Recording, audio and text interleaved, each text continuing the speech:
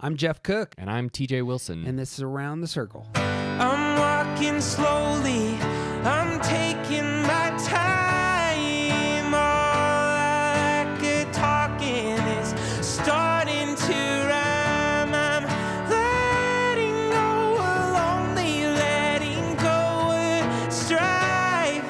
I just can't get enough of this beautiful life. The enneagram is a map of the human personality. It's a tool for navigating relationships. It creates language for what motivates us and helps us look at the way we look at everything else.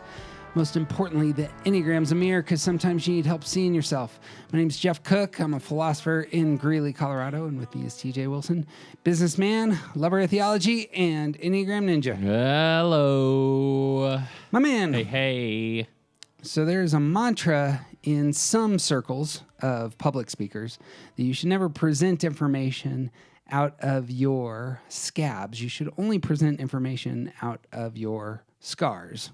Sure. Have you heard this Yeah. before? I don't think I have, but it makes sense. Yeah. There ends up being the image being that sometimes some things are too fresh. You shouldn't get on stage and do therapy. Sure. Yeah. You should do business what you need to do business with, and then Get to the other side of some things. Yeah. yes, get through it. Then you can talk about what it means. Sure. Well, I'm not going to abide by this wisdom. That's fine. Nobody really does. So. Wisdom is for other people, alongside the Surgeon General warnings and this movie isn't for kids. No. Yeah, it doesn't matter. we're jumping in. Yeah. We are taking our 4-year-old to see Deadpool. Thank you very much. I mean, Predator, Lord of the Rings. Let's dive into Mad Max, 5-year-old. Show you how the world really is. There is an Enneagram thing that came up in my heart and mind here recently. It's just been very important to me in terms of my internal meditations about my relationships. This episode is going to be for those who are a little bit more mature, a little bit, that is, have a little bit of seasoning with Enneagram thought. And it's probably going to be for folks who may be a little bit older, because I really want to talk about relationships that we've had for more than 10 or 15 years. Sure. There is something about that I'm starting to just realize that most of my relationships that are really important to me have lasted almost 2 decades, if not 3 or 4. And those relationships change. Right. You and I have talked about this, I know, in the past, but some relationships have a shelf life. Right.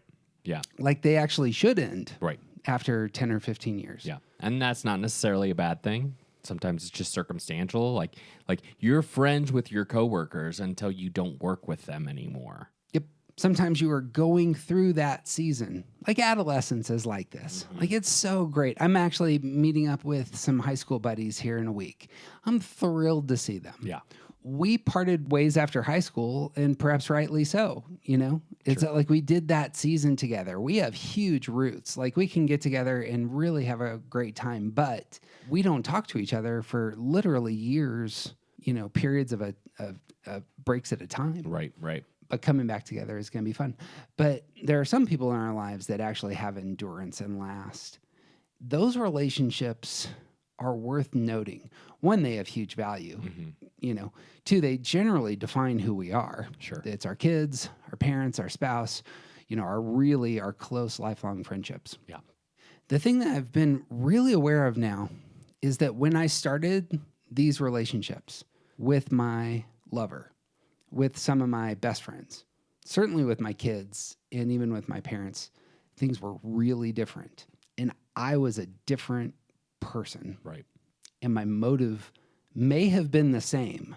You know, I do think that my Enneagram type was the same when all these relationships started, but so much else in my life has changed. My focus, my vocation, how I spend most of my time and energy has really altered into different targets. Right. Right.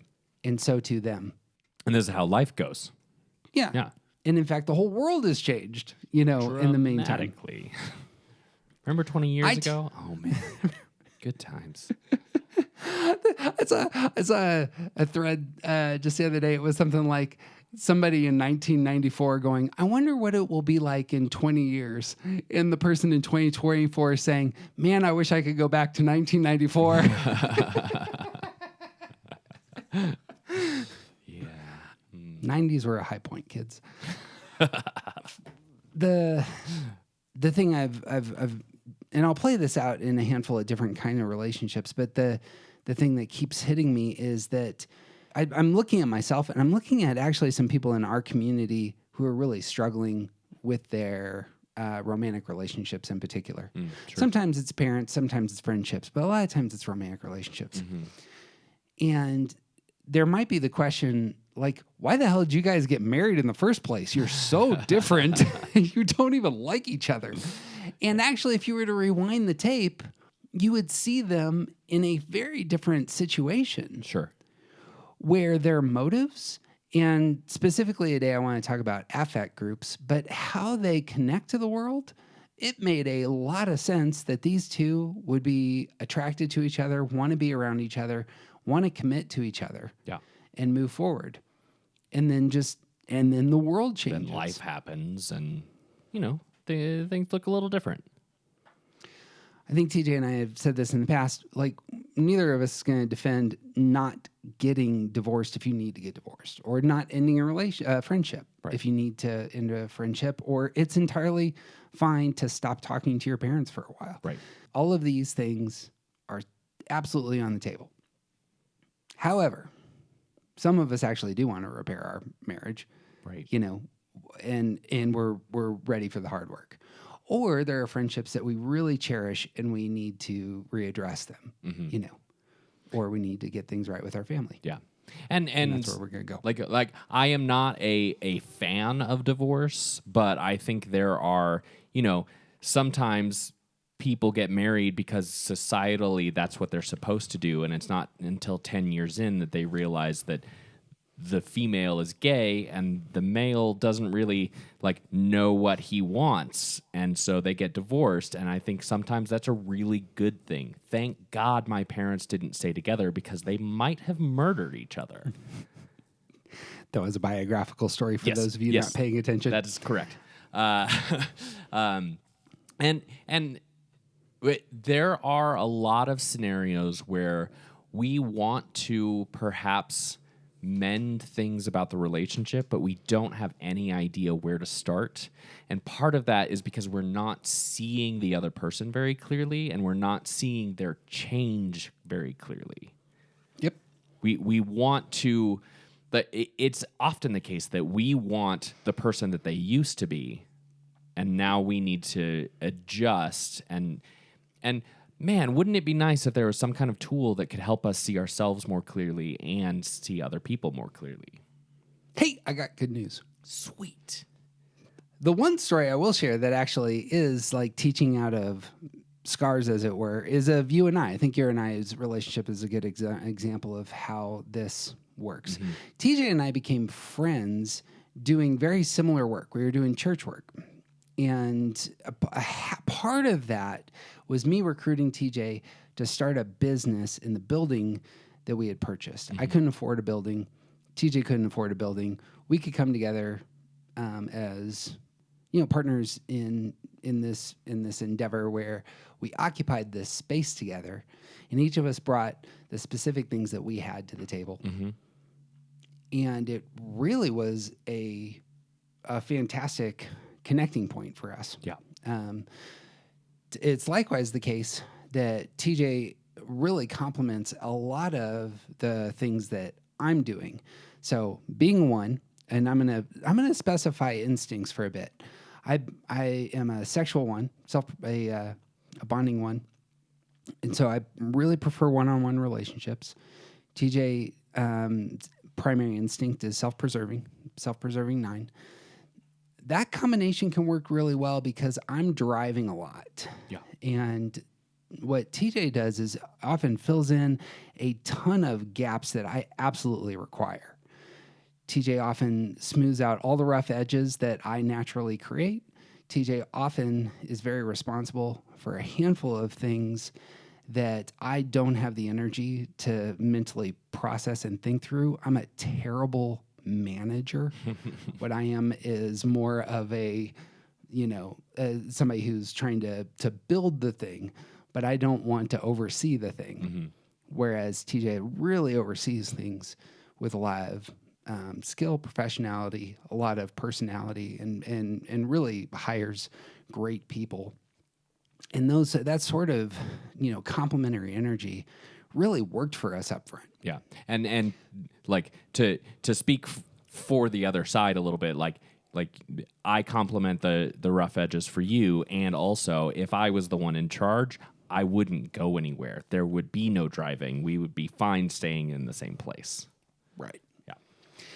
And it's a great thing. Like, actually, when you have two drivers, things really don't tend to work very well. Right. And so those complementary personalities, fantastic way to go, I have found. Yeah.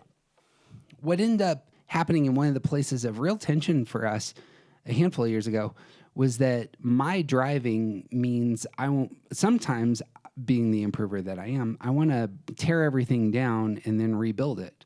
Well, it just so happens that TJ's life, business, livelihood is all in this space that I want to destroy and make into something else. And being the self-preserving 9 who may not invite change very often, this might be a place of tension. And of course, I'm just saying, no, it's going to be great. It's going to be way better once we get through here. All that needs to happen is we need to just completely devastate these walls, fill your coffee shop with dust, level the kitchen that you've spent your time, pouring your comfort energies into. Blood, sweat, and tears. This was a real sticky point for us, and it's a place that I learned. I hope it's the case that it's a place that TJ learned. I certainly and did. We ended up navigating those roads. Had it been the case that going into that, I had said to myself, here's who TJ is, what TJ wants, and specifically TJ's affect, which as a 9 is TJ creates the way TJ connects with other human beings in the world is TJ creates spaces that are calm for the sake of himself and for others. And if I knew that going in, I probably would make different decisions. Yeah. And my insistence on improvement being the one that I am, I had a target for my improvement, which was fulfilling my motive, but it was really, it was kneecapping some of the natural energy that he and I share in terms of our business together. Am I saying all that? Yeah, that's fair. Well, yeah. I don't know about kneecapping. That seems a little harsh. That one particular example, it wasn't too bad, and I placed a lot of the negative energy from my side went more to some other places than it went directly to you, but you were still, part of it. And if I had been aware and in tune with the reality of what an idealist goes through in their thinking process and how to make things better from an idealist standpoint, then I probably would have approached that situation very differently as well. And that's fair.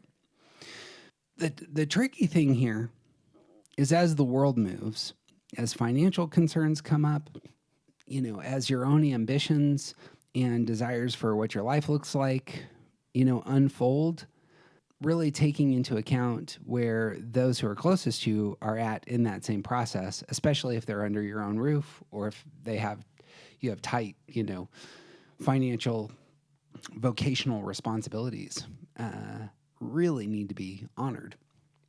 That seems to me just a great example of some other stuff I want to talk about is when thinking about the Enneagram as a tool, especially in investing in relationships that you've had for a long time or even repairing relationships that you've had for a long time, it seems like this is a really great place to start, is to ask the question, how does this other person connect to the world? Yeah. And if you can establish that and then read their situation and read your situation, you might need to change some. They may need to change some.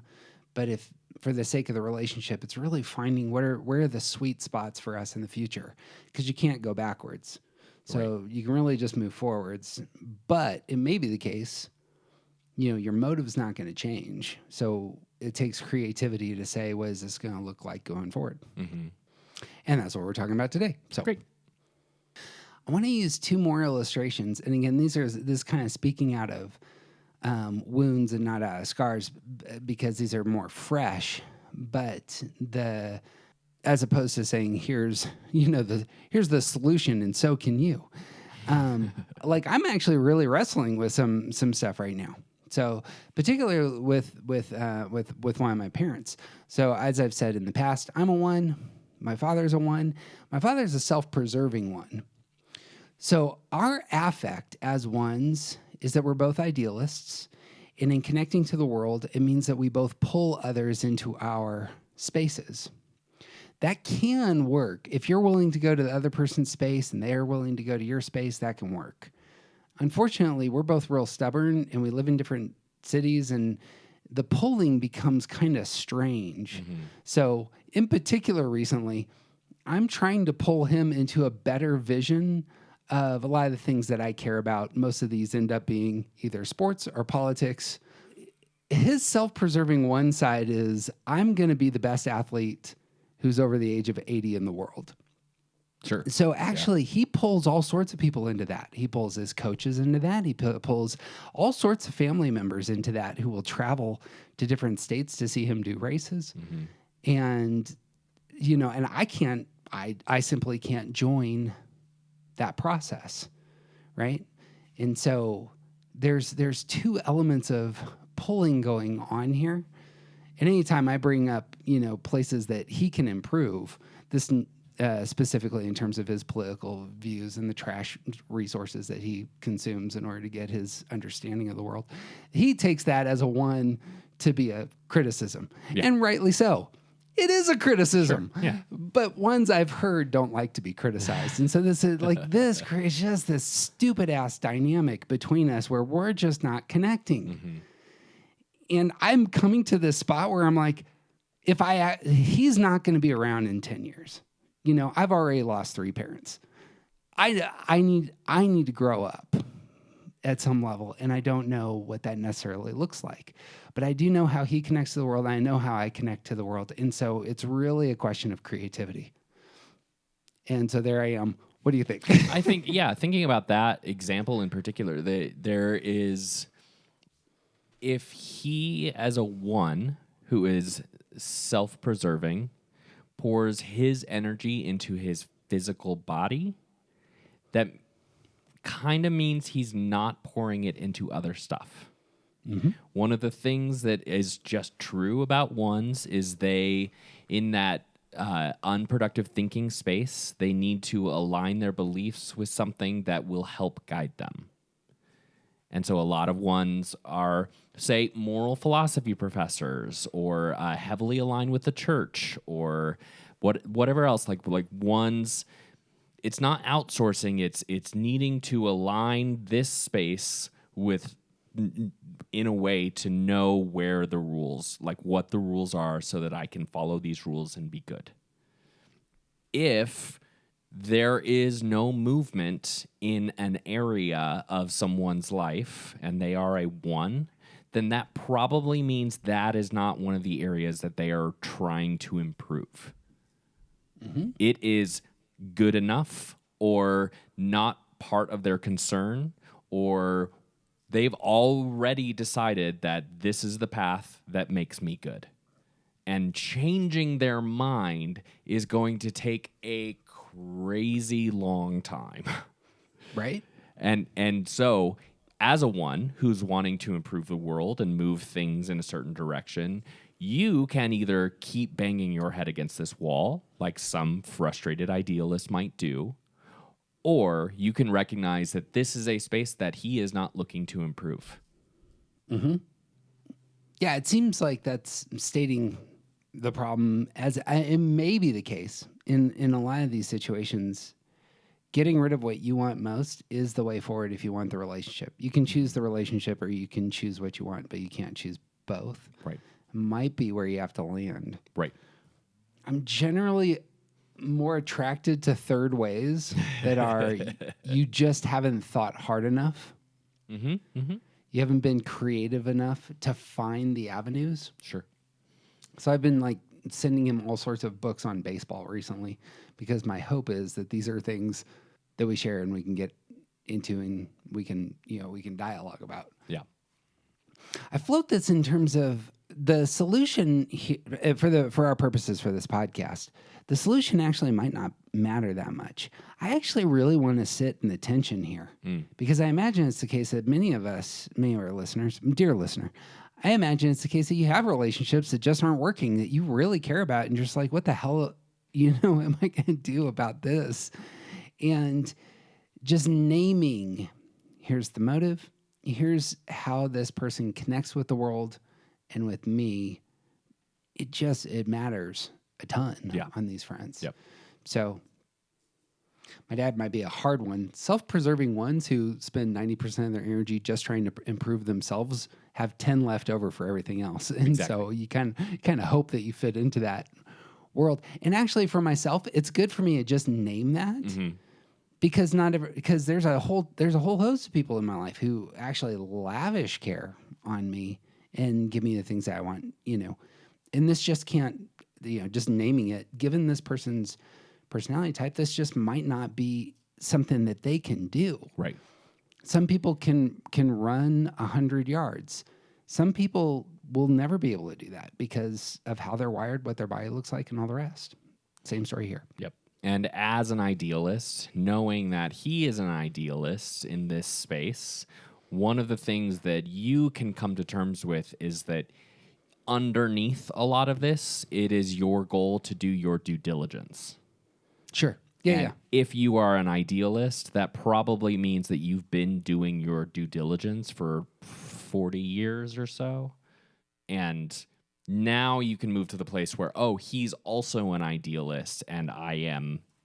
My due diligence has already been done and he has not moved. Therefore, it's okay for me to turn this one off. Right. And that's the hard place that a lot of relationships kind of go, where you say, I have, that would be my motive in terms of I've done the right things by this relationship and need to just name all the elements that are here. Yep. And sometimes that means, you're just not going to get what you want out of it. Right. No matter how creative you are. Right.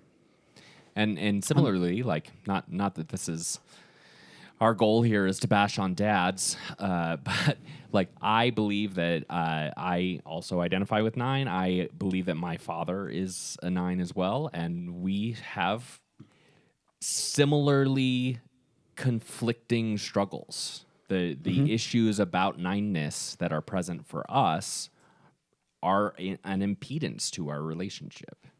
Right. And recognizing that kind of affect, the attach, the detach, we operate in the world in such a way that we stick to what works for us. And that change is really difficult. And when it happens, it's like the detachment is severe. Like it can be severe. And the attachment can also keep us in places that we shouldn't be.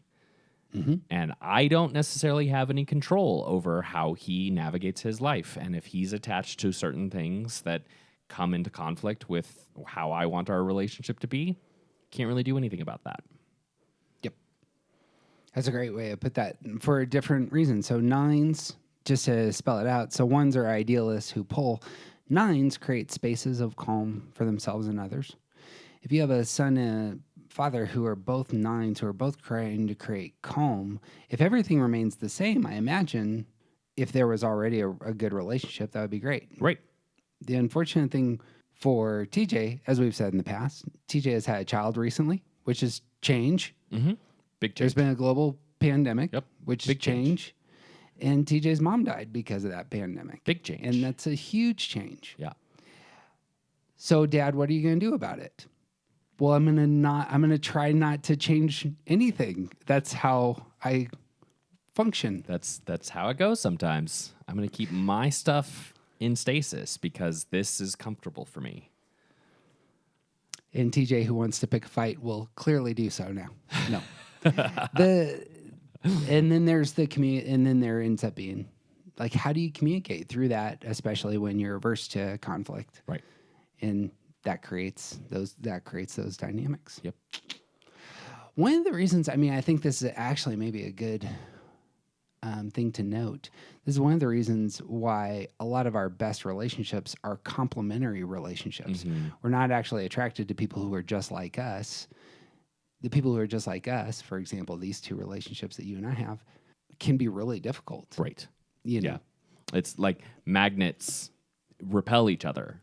On a positive side, I suppose one of the things that I'm wrestling with recently is that, as I've kind of said, my careers have shifted, and I've started to realize just how much this is affecting how I connect with my spouse, who I absolutely adore, who I'd cut my arm off tomorrow. Today, we'll make it today, if required. This person means everything to me, but sometimes the way the world is functioning and the ways that pursuits are going, it affects how you're connecting to the people who matter to you most. So I've been trying to name this recently. So, like, the thing about Kelly and I is the complementariness is severe. We both process through action. We both want to accomplish stuff. So when we began, dating, a lot of it was around stuff that we were doing together and accomplishing together. And then once we get married, we're both building careers that were similar. We're building a family together. We're building a community, a church together. And of all things, we've recently hit a spot where a lot of the things that we were building together got built. Right.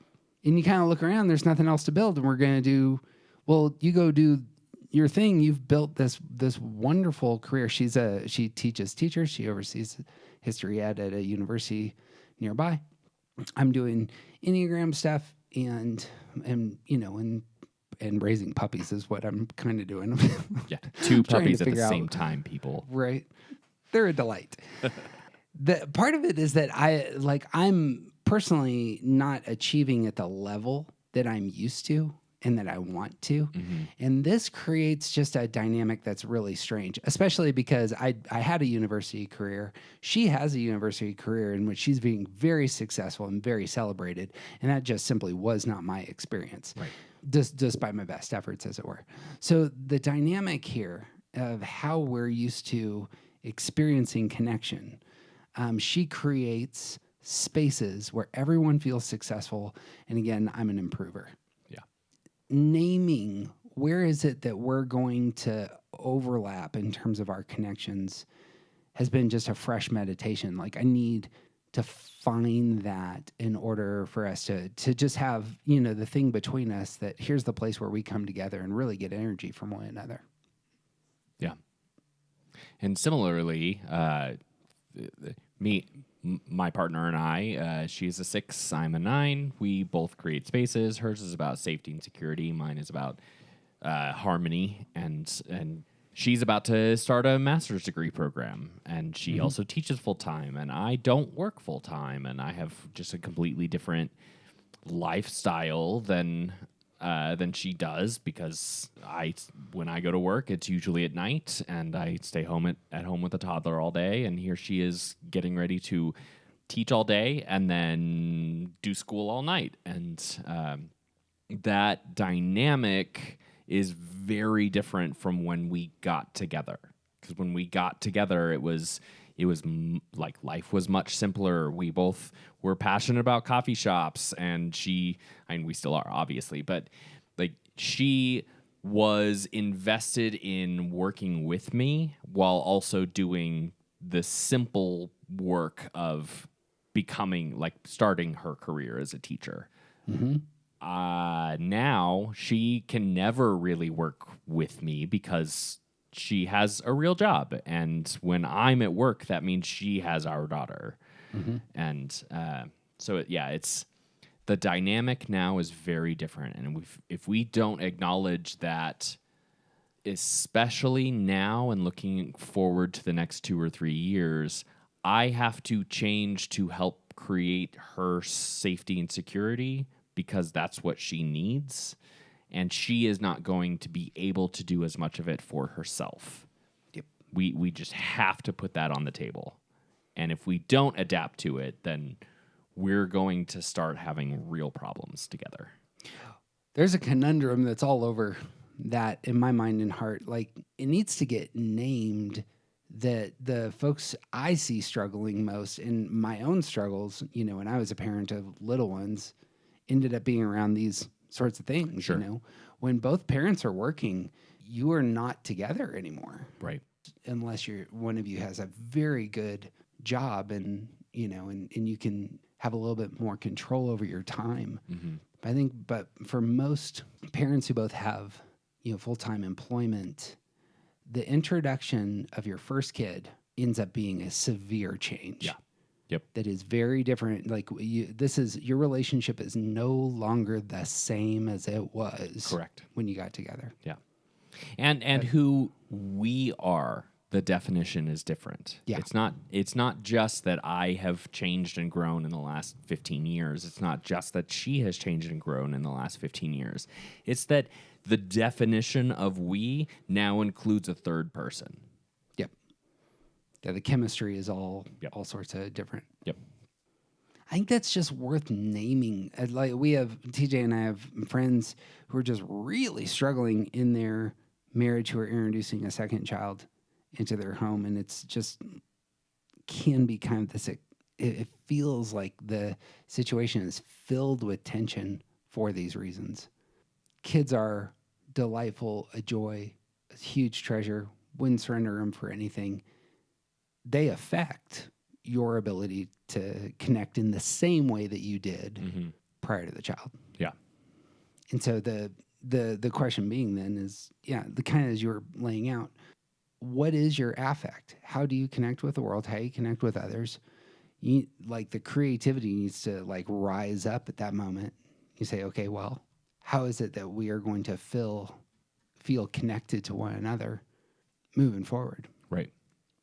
And if this person who I have known for 15, 20 years has changed, but this aspect of them hasn't, how can I see this in the new light? Mm-hmm. Mm-hmm. We do not believe that Enneagram type changes over the lifetime, which means your affect stays the same over your lifetime as well. Your personality might change. The things that you care about might change, but your base motivation doesn't. The way that you connect with the world doesn't change. So if this person that you don't recognize still connects in the same way, how can you adapt to meet them in these spaces similarly to how you met them before, just maybe with different color on it? Right. Solving the problem, I suppose, for myself, and then we can shift back. The things there, the meditations I have in terms of my spouse and I, is I know she's a social 3. I know I'm a sexual 1. That means I'm going to connect to people by pulling them into improving the world. If I don't have any work that I'm doing that's improving the world, that's going to be a lot about me, and it's also going to be about the fact that I can't pull people into that. Right. And there's not always improvements that are just obviously there that you get passionate about and move towards. But it is the case that just knowing, just naming for myself, here's the work that I'm going to put my hands to, really matters. And for me, just getting a foundation for myself actually is going to do probably 80% of the work in terms of reestablishing connection here, Which also, let's put a special asterisk on that, because that is the rule. The best thing that you can possibly do for any of your relationships is to work on yourself. Right. Yeah. The unfortunate thing for me is that this kind of stresses me out. Then I move into 4 space. Then I look at my wife and her fantastic job and I get envious. You go, this why is not me? This is not a solution. Why do you get praised and I never did? I'm going to go get some puppies and a haircut. You can see how that works. Right. It's naming the dynamics of how you connect and then adjusting. Of all things, presently, I'm starting to realize this. we lost a pet, in February, which I've said before, and I started looking for new dogs like literally 5 days later. Sure. You don't want to replace a loved one just immediately, but in this situation, one of the reasons I think I really jumped on finding the dogs was, one, it gave me something to do, Yeah. which I need, and two, this was our dog was actually a connecting point for us. So babies can be an obstacle at first, but you will notice that once they become 17, 18, 19 years old and then they leave, then all of a sudden there's this massive gap and you have to, again, figure out who are we now that we're empty nesters, as it were. Right. And so we had an empty dog nest. It's just like, I don't want to deal with this right now. I'm getting some dogs. So. And you can do that with dogs. You can't do it with children. No, that doesn't work. Or perhaps, I don't want to say what you should and shouldn't do, but Yes, you do. you can adopt, I suppose, or you're gonna just have a baby once they're gone. But you can see that a lot of people struggle with that. You have your rhythms and here's the thing. There's no judgment on this is how you connect to the world. And so when your kids leave the nest, that's going to affect you because of how you are in the world and what you want and what your rhythms are. And anyway, being creative, being thoughtful, this is where productive action, productive feeling, and productive thinking really needs to take place. Yeah. Yeah. Oh, yeah. Is in these sorts of spaces. Yeah. This space is a huge invitation for growth. Yes. Yeah. I don't want to say that's all set up, but because we can talk about the types very quickly, I think, with that platform. Yeah. In terms of affect, there's really 3 different ways that the types connect to the world. 3, 6, 9s create spaces. 1s, 4s, and 7s pull into their ideals. And 2s, 5s, and 8s are going to give gifts. And that's basically how we connect. Right. We haven't talked about 2s, 5s, and 8s. We've talked a lot about the other. Yeah, we've got lots of those. Yeah. So just jumping into 2s, 5s, and 8s, if you or your loved one finds themselves in that space, it seems to me one of the first things you got to do is just name what are the sorts of gifts that the person I care about gives. And I need to do my best to receive them. Yep. It's probably actually the easiest of the types to adjust to. I just need to find spaces where the 2 can, serve, help. I can receive their care in ways that are meaningful to them. Yeah. So what does that look like? Yep. And for a lot of us, long-term relationships with these types, 2s, 5s, and 8s, you sort of get used to a rhythm and you get comfortable in a place where you don't really need their offering anymore. So they are, in fact, comfortable not offering it. And then a few years go by and things get shaken up and you realize that there isn't connection anymore. And now you have to, it's not going back in time, but you have to now create space, said the pragmatist, for them to be able to offer their stuff again. Yeah. No, that's exactly right. Yeah. Jumping to the 5 for a second, if at first the 5 was really instructing you about something that was really important, or they were overseeing a sphere where their knowledge was essential, but all of a sudden that sphere no longer matters, or you've grown to the spot where you understand all the things that the 5 knows, if you're not able to receive their knowledge and wisdom and insights anymore, that will be detrimental to your relationship. Right. So like I'm thinking of a podcast that I really enjoy in which one of the co-hosts is a 5 and the other partner is just thoroughly ignorant about the 5's sphere, but is also really interested in it. And so it creates a dynamic in which the 5 is always presenting. And as long as the co-host doesn't learn enough, as it were, that podcast is going to be great for moving through to the future. Yeah. Well, I'm thinking about another example, sticking with 5s. my manager is a 5. Uh-huh. And there's a lot to be said about having the two most prominent people in a business being withdrawn types. There's a lot of, there's some challenges that come with that. But one of the things that I have noticed over the years of working with him, and it literally has been 10 years, that he settles into routines, and I cannot create space for him to offer something for me very much, because what I need from him is stuff that I already know how to do. Right. And I'm paying him so that I don't have to do it. The knowledge and weight that he holds in our space does not surpass mine. Right. Because we are experts on the same thing. And I see him come alive when we have space for him to offer that to others. Yep. I cannot fix Training. that for us, for him and me, but I can hire new people. Yep. And that brings out a whole new aspect of him being able to share, give his offerings about how this thing works, that he there's no space for him to offer that to me. Yep.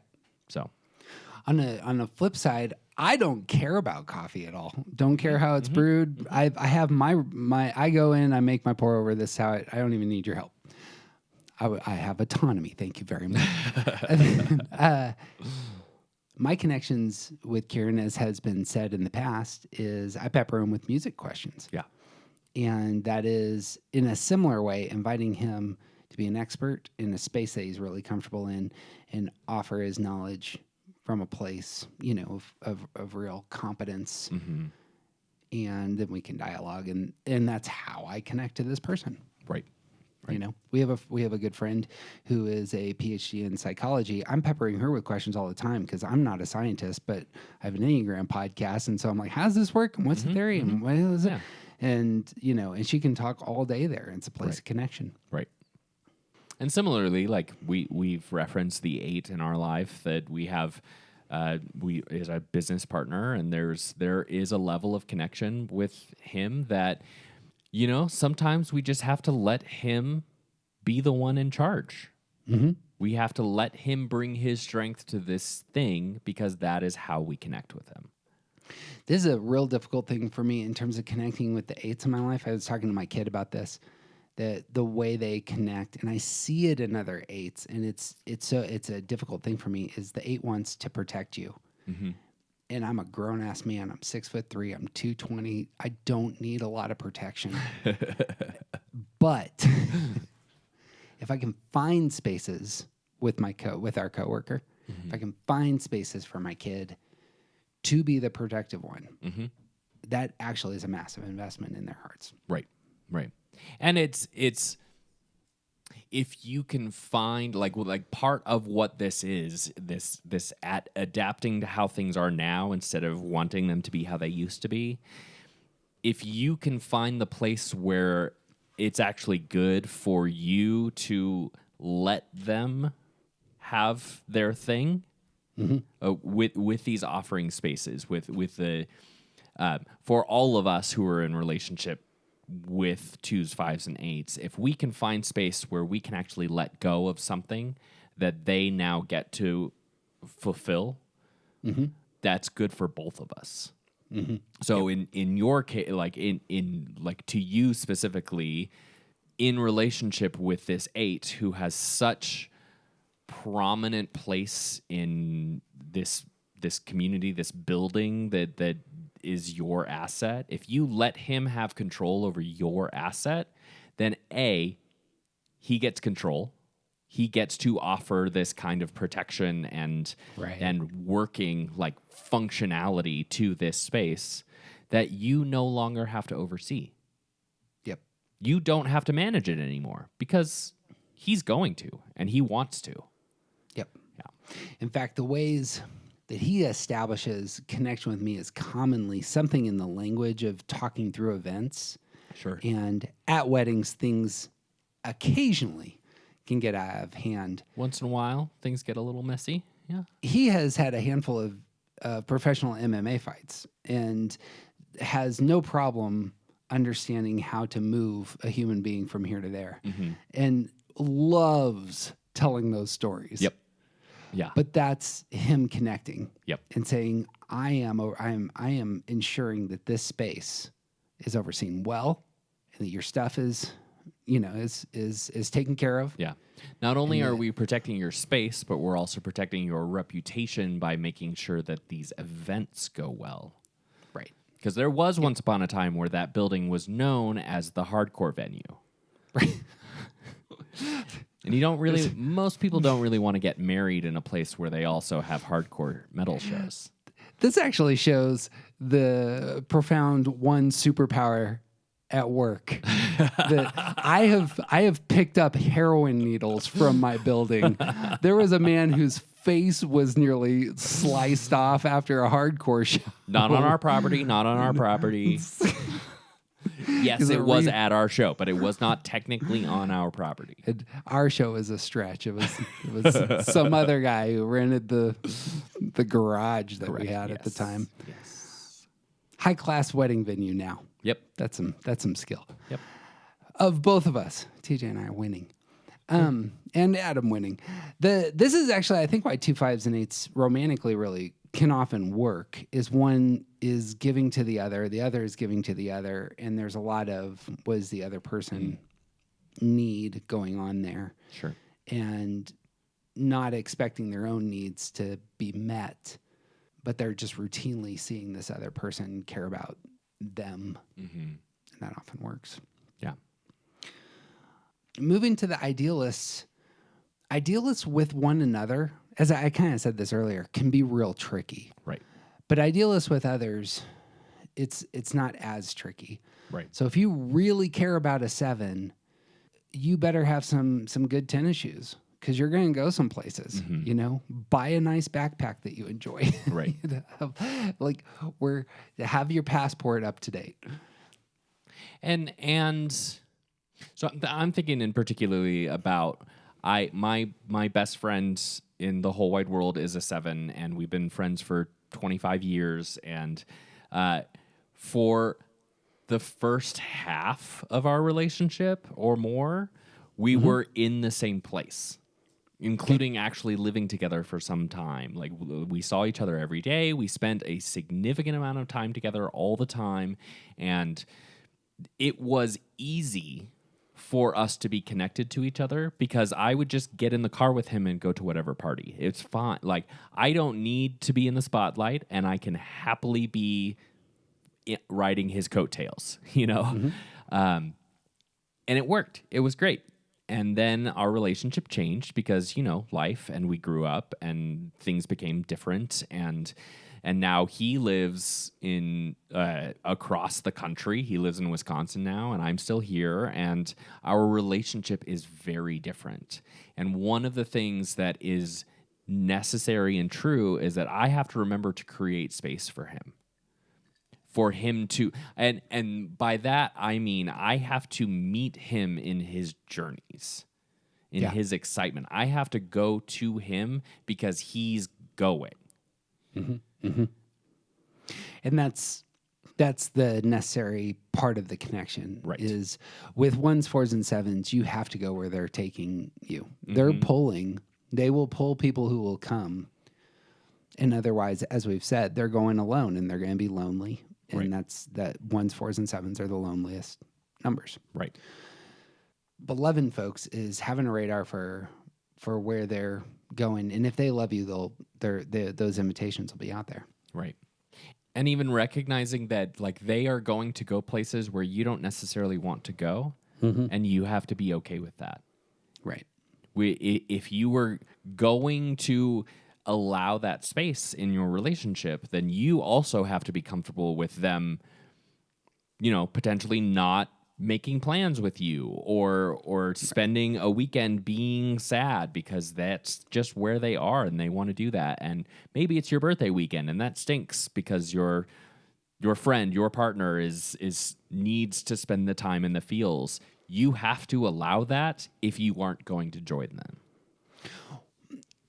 Going back to having kids, here's a dynamic. I've seen this in a ton of 7, relationships where a baby is introduced, all of a sudden somebody has to watch the child, but the 7 has energy to go someplace. And you can't always do it just as a family. Right. The invitation does need to be out there for the 7, and the 7 needs to be mature to say, I need to envision, how do I get all 3 of us to go to a place? But I've seen a lot of 7s who just giving the 7 permission to have a weekend to run away, and to come back and be their full self. Yeah. I see that a lot. And that's probably that's loving the 7 is like, Right. I'll lock everything down. I got everything taken care of. I need you to go have, an adventure and then come back and be fully present. Right. Yeah. In all the ways that that idealists are chasing after their ideals, we who love idealists have to allow them to chase sometimes. Yeah.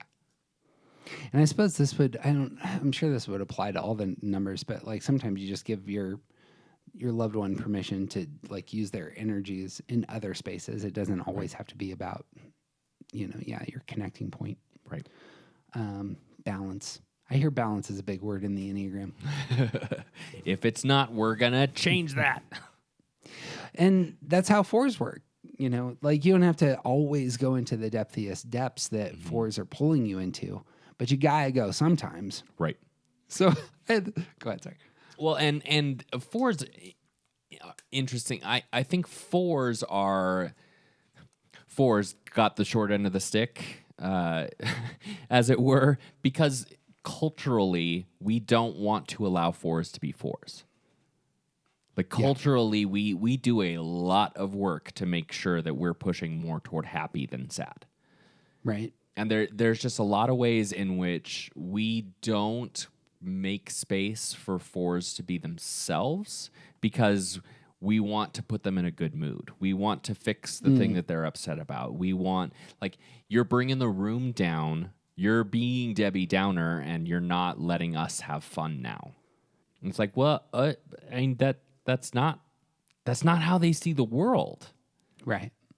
And if we're going to be in relationship with 4s long term, we have to let them be who they are. Yep. So I got a great story. So my brother's 4. He's 6 years younger than me. 3 or 4 months ago, he invited me to a baseball game. He's like, I would love to go to a baseball game with you. I threw out some dates. I prefer weekday day games. Yeah. Just love going to a baseball park during the weekday. It feels like you're ditching, and sometimes you are ditching in order to escape, and you go and you get home, for dinner, and just love the rhythm of day game. Anyway, so we go down we're in Colorado, we go to Coors Field to see the last place, worst ever, Rockies.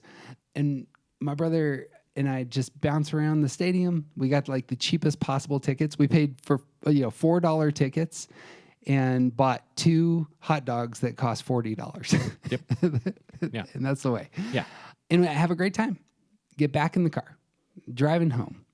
And there's a point at which the conversation kind of teeters off. Mm-hmm. And then he says, hey, you know what? I recorded some stuff recently. Would you like to listen to it?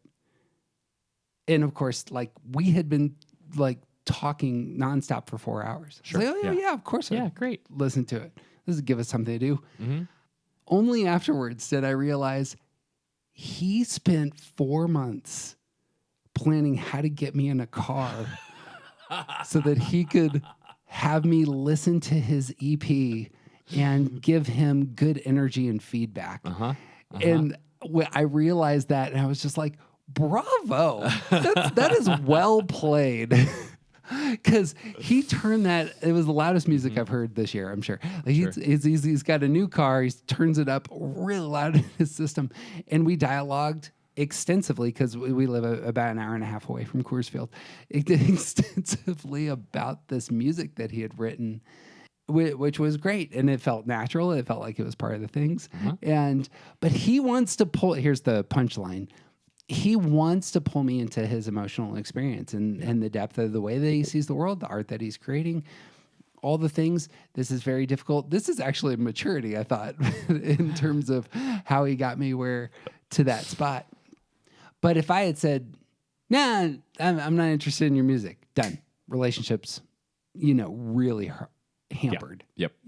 Yeah, you would have felt the ice that settled over your relationship right after that. Yeah. Going with the 4 into those spaces is what it looks like to love the 4, as it were. Yeah. So I have another buddy who I cherish the hell out of, who is doing fiction work and was asking me to read his book. And I don't do fiction. I just hate fiction. Right. And I tried. I gave some feedback, and it was clear that I'm just not your reader. But I wasn't invited in again. Rightly so. I probably would have been. I'm just not your reader. But we just haven't talked much since then. Sure. And even though I love the hell out of this guy, but there you go. Relationships. Yep.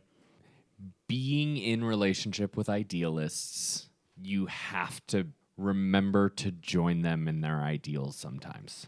Yep. Yeah. They're going to pull you. Yep. And you got to go. Yep. Let me tell you the problem with ones. They want to make the world better, and sometimes that means you. I'm going to make you better. Yep. This is ones. You got to pivot off that. It's bad. It's a bad move. It never works well. And everyone else who's in relationship with ones, if I can give you one piece of advice, it's learn how to make the one think that you're on board. Spend some time with a 9 and learn how to make them think what they want to think, and you'll be golden. It's fine. If it's about improving the world, we are super easy to to lie to deceive. Yeah. I don't know what this you would thing call is really that, important. Great. You have my full permission to go fix this thing that I will literally never think about. Oh man, I'm so glad you did that. Nope. I too really care about the sewer situation in Singapore. Yes, this is important. We are connected. No, the far too often, like the radar for improvement is not just let's improve the world out there, let's improve this building, but like a sexual one that I am, it becomes improving the person in front of me. Right. And this, for all the things that I'm saying about, here's where things are tricky with my dad. I'm clearly trying to improve my dad. You need a better way of being in the world. Yeah. And this is not a way to establish a relationship. I have heard that other people don't want to be improved. Right. And it's not about trying to get him to vote differently. It's not about trying to get him to drink the Kool-Aid. It's trying to get him to see the world in a better way, like be a better person in the world. Yes. Yeah. So, I mean, I connect to people through spirited dialogue about things that I think matter. And I long to bring people into those spaces. Yeah. Well, and about that, like, I think that, like, looking on our history and just knowing some of the relationships that you've had that have gone a little sideways, like there's a lot of situations where the struggle is that people think that you are attacking them. People think that ones are attacking them, and ones will not come for you unless they care about you. Right. like that is a thing to recognize about idealists, is that if they are trying to pull you into something, it's because they care about you and want you to go with them. Yeah. Yeah. If they're ignoring you, that means they don't care about you. Yeah. 7s don't invite everybody. No. 4s have a strong gag reflex for, for bull crap. For bull crap. Yeah. So, but that's part of it, is like, what are we improving? So my wonderful wife has so most of my improving energy was going to my physicality, because it's one thing I can control. I can control my diet. I can control my exercise. It fakes the feelings of success that I really want to have. Well, I got injured, as I've said, and then I had to pivot and like pick up different sports, different athletic activities.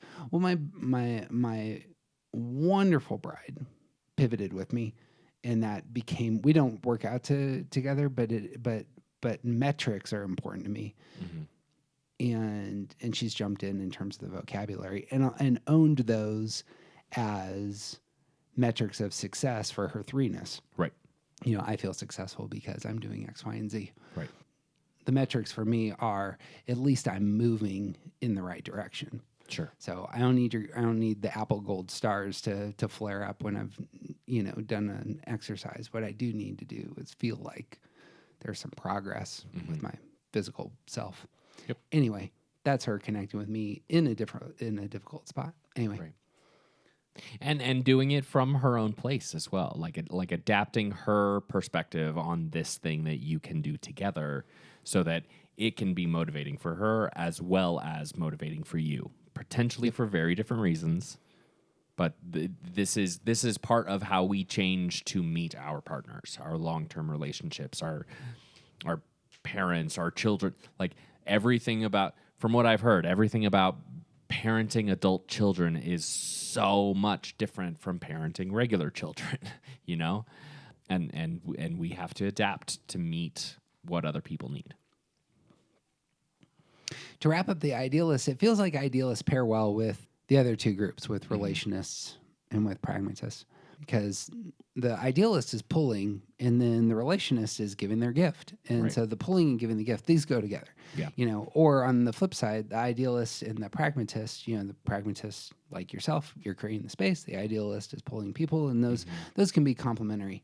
Yeah. It can be incredibly difficult. And you see this in a lot of, again, parent-child relationships where you have two idealists and it works real well. Like it's supercharged when you have the same ideals. Yep. And it can be very difficult when you have different ideals. Yes. And you're pulling in different directions. Yes. Because you're not used to being pulled, because that's your job. You pull people. Right. you right. know? Well, and 7s and 4s are pulling in opposite directions. Yeah. And then you have those dynamics. Yeah. You want to speak to that? Like the positivity and then, you know, and the authenticity. Right. Right. And it's just, 7s want to live the best life and want everyone around them to live the best life as well, and like pushing toward more opportunity, more enjoyment, more fun, all of those things. And 4s want to be true to what I'm experiencing right now, which is always a past filter. Right. And so that, like, they aren't necessarily moving forward, they're moving inward. And 7s are running away from inward. Right. So started a business with another idealist who's 4, and that is exactly how things started. We're both very idealistic about what we're creating, try and get on the same page. And look, this looks like we're entirely on the same page because both of our ideals are being met. Yep. Well, our understanding of what the ideal was ended up being quite different. very, very different. Yes. And so especially, again, when obstacles come up, when challenges come up, and the ideal takes over and it says, no, this was the thing that was most important. And I'm looking at the bottom line, and the 4 is looking at, no, this is the authentic culture and experience that we wanted to create. Right. And the tension emerges there. Right. So, and lastly is the pragmatist. So, and you had already talked about this with both your father and your spouse. You're creating spaces. So both like pragmatists can get together very cleanly. And there's lots of, especially romantic relationships in which, you know, that overlap really works. Yeah. Oh yeah. Well, and especially because the 3, 6, 9, we also share our stress and security. Yep. Like we all go to each other in understanding. stress and security. Yeah. Yep. Just because we're better than everyone else. I imagine there are times where safety and success can't both be embraced. Yes. Or especially calm and success cannot both be embraced. There is a significant difference between comfort and appearance. Yeah.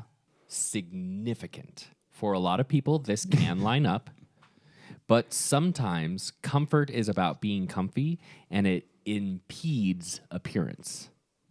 Sometimes appearance is about looking good, and it impedes comfort.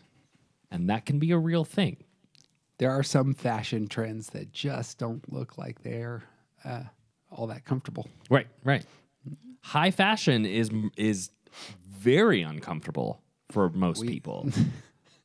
We all like it when the threes decide that sweatpants are back in style. Right? Yeah, everyone loves that. To give a specific example of this, like several years ago, Kelly gave me this giant present of coming in and reorganizing my shop.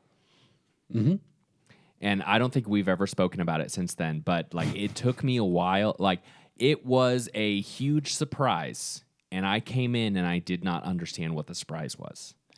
Because what this person who I love and who loves me and like we care about each other, we work for each other's good, what she was giving me was a gift that she wanted.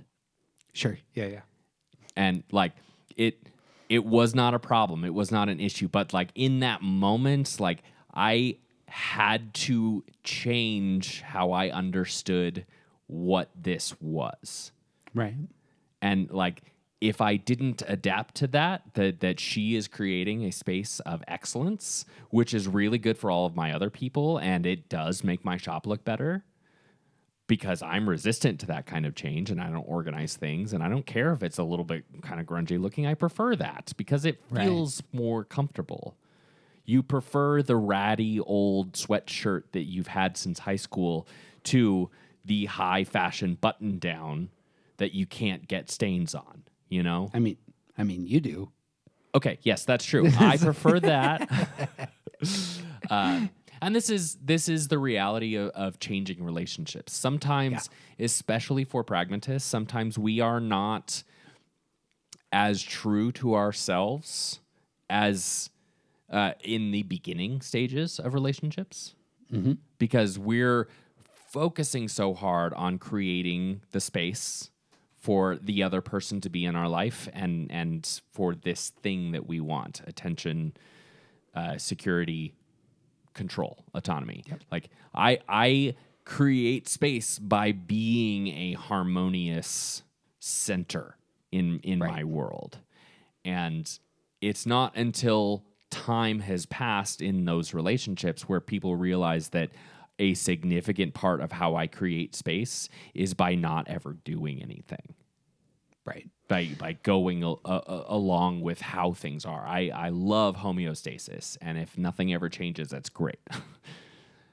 The thing I see there, to dig on myself first, and then I'll dig on the pragmatist. The ones, fours, and sevens realize that the way they're connecting with the world is actually pretty selfish. This is the place that I want to go, and I'm really hoping other people will join me. Sure. I think you're saying a great example of how 3, 6s, and 9s work. They're giving you a gift. Mm-hmm. I bought us a home alarm system and 5 Dobermans to make sure that you feel safe in our house. And you look and you're like, I love the Dobermans, baby, and the alarm system. That's not my need. Yeah. I do cherish the fact that you need to feel safe. Yeah. This is for level. you. You can have this. Yes. It's not for me, and that's okay. This is commonly how the gifts of 3, 6s, and 9s can appear, I think. Right.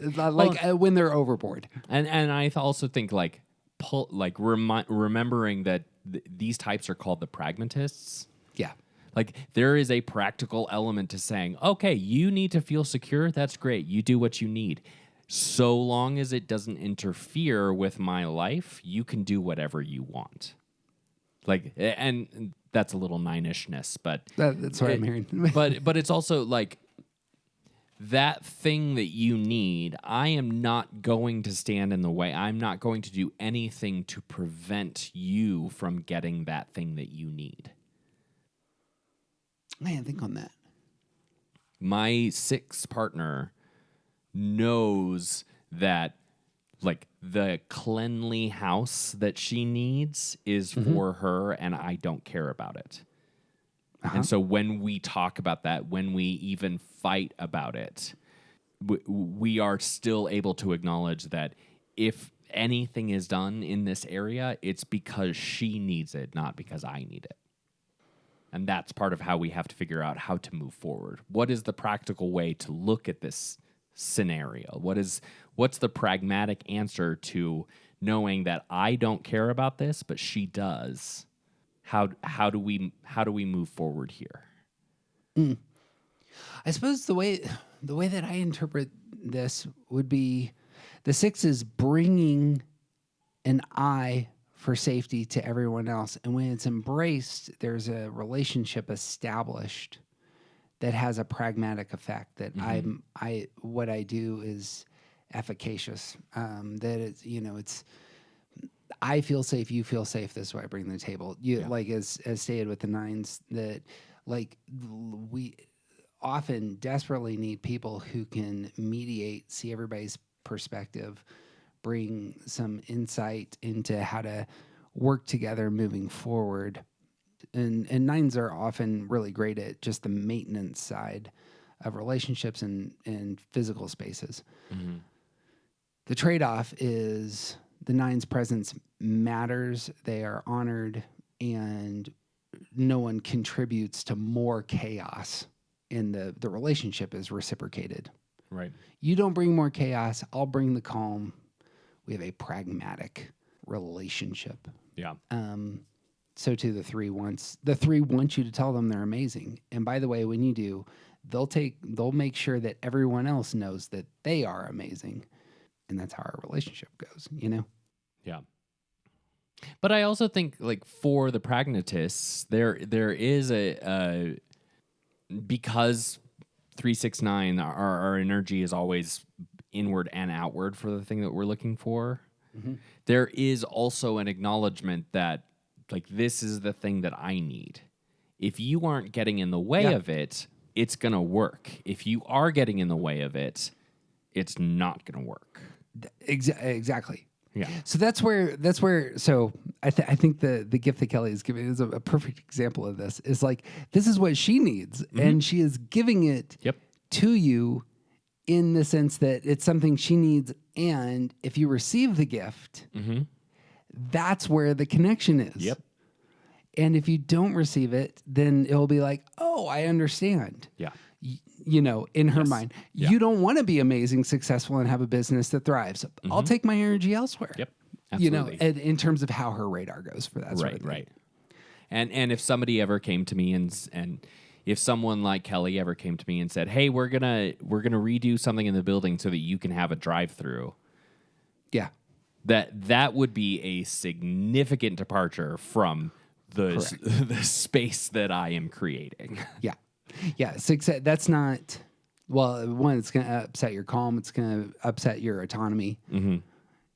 And for the 3 who's coming in with that sort of energy and perspective, they have a vision of this is what success looks like. Right.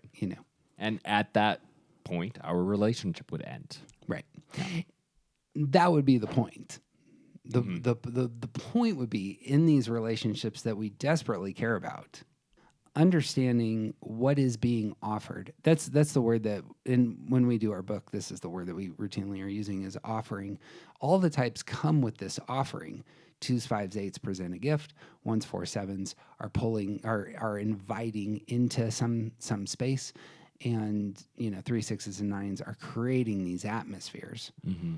And that's what they offer and how they connect. And there is always the self-serving element, but there's also if somebody receives this offering, then there's connection. Right. And that's just how relationships work. Right. To nuance it a bit, your ability to say, if Kelly and you are having a relationship over the building, it becomes the tricky, this is the place of really having to be creative between relationships between 3s and 9s, because success and keeping things strong and solid and uniform don't always go together. Right. And so what does it look like to navigate those waters in ways that you're both getting what you want? If you can do that, then the relationship remains. Right.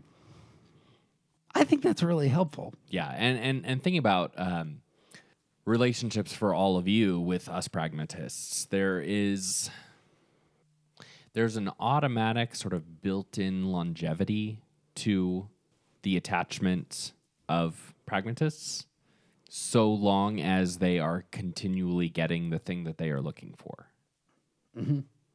And as life changes, as situation changes, as it may be the case that your relationship with a pragmatist didn't really change all that much, but the world changed around you, and now things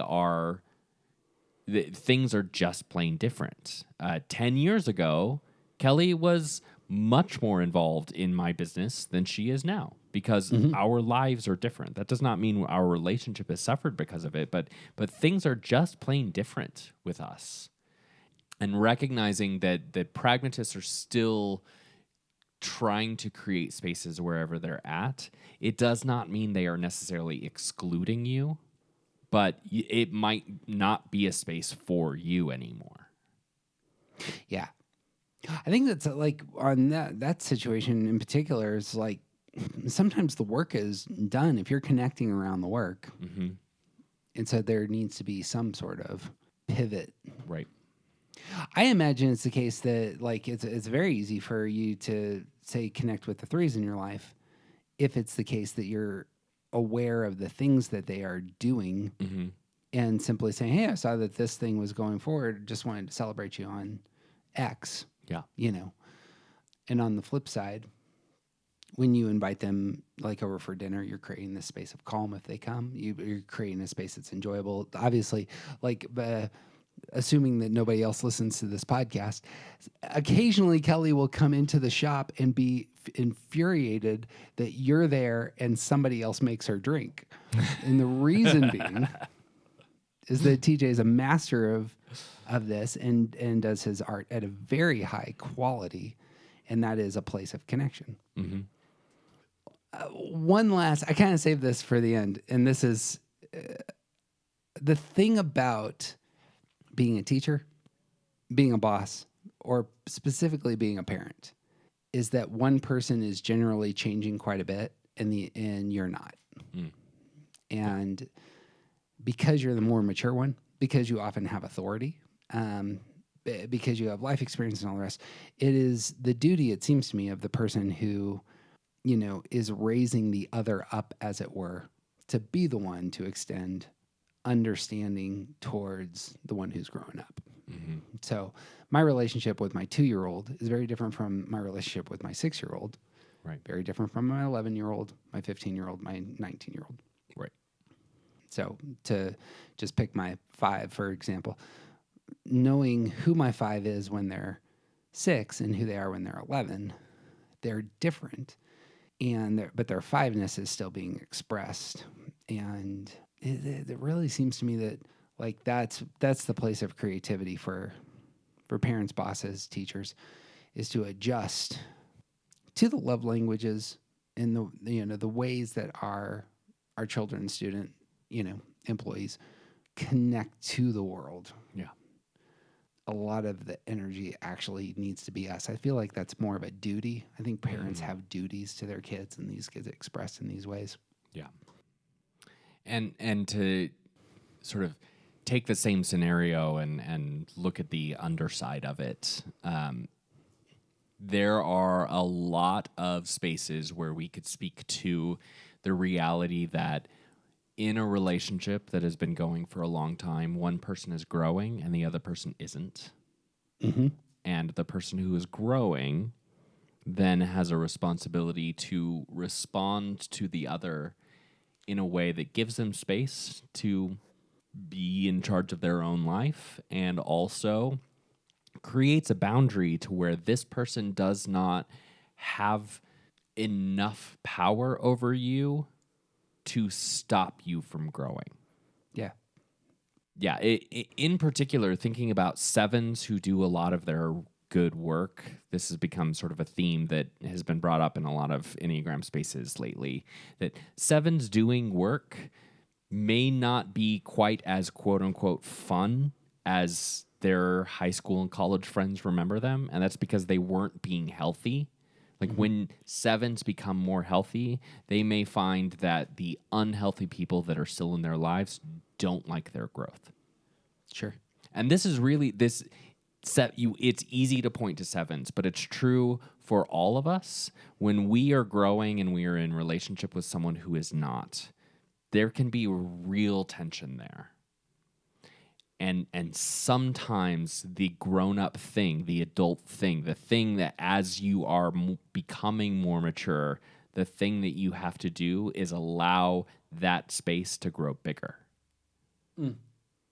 Sometimes even knowing the other person's affect cannot solve the relationship. And as you continue to grow, it is unhealthy, it's unreasonable for us to expect that other people won't surpass us. It's unhealthy and unreasonable to expect that we should be held back because other people don't want to grow. Right. And that's something definitely to name. Sometimes it is the case that you were interacting with someone who is not letting you grow, and you can't affect your way out of that scenario. You have to acknowledge that this space needs to get bigger. Maybe this is a relationship to cut off or to allow to fall away. Yeah. Yeah, that can be heartbreaking often for the more mature one, because, and that's where interventions often, come into play. Right. Like that's an extreme example. But by the way, if you haven't seen the John Mulaney stuff on him getting sober, you got to find this Netflix special. It's it's so good. But there's an intervention in there. Anyway, when you are the one who is, like, if you reach a spot where you're much more mature than the beloved in that situation, you do move into like a quote unquote, like a more superior position, as it were. I don't know, like a parental position, a big brother position. Yeah.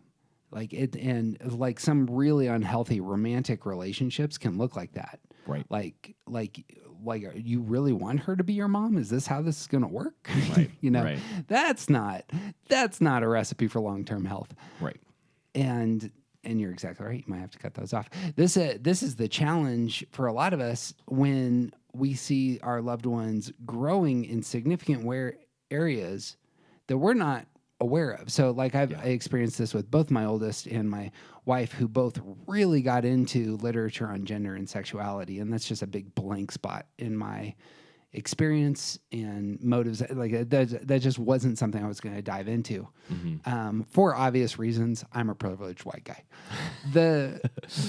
It's an invitation. Privileged, cis, hetero, white man. Yeah. Invitation for me to read some books. If I'm gonna connect with them and where they're at and what they care about, that's gonna probably look like me adjusting. Growing together really matters. You and I have experienced this quite a bit. If we had started our podcast and you were at the level that you're at right now and I was not, I don't know that our podcast works. Agreed. It's the fact that we're growing together and our knowledge over time really matters. Yep. And that, we all of us know people who have had like a sudden, religious conversion, or they really get into this political figure, and then suddenly, like everything, you're like, holy crap, this person is really different now. And had you likewise converted, or gone to that rally, maybe things would you had been together still. This is in fact a significant conversation that a lot of us are having, because the people who raised us taught us certain values about how people should behave in public.